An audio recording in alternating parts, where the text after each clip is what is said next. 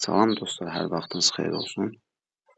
Telefonda hər hansı bir proqrama girdikdə reklamlar sizi bezdirirsə, ən qısa yolunu sizə göstərirəm. Əvvəlcə giririk ayarlara. Bu yalnız Xiaomi telefonlarına aiddir. Samsung telefonlarında menu fərqli ola bilər.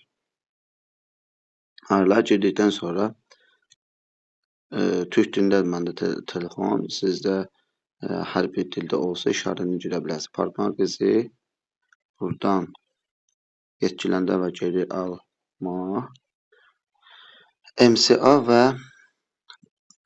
bu sistemi işarələrini söndürəcəksiniz. Bunları da 10 saniyə arası çəkəcək. Bu 1. Bu qədər sadə. Asanlıqla reklamlardan qurtula biləcəksiniz.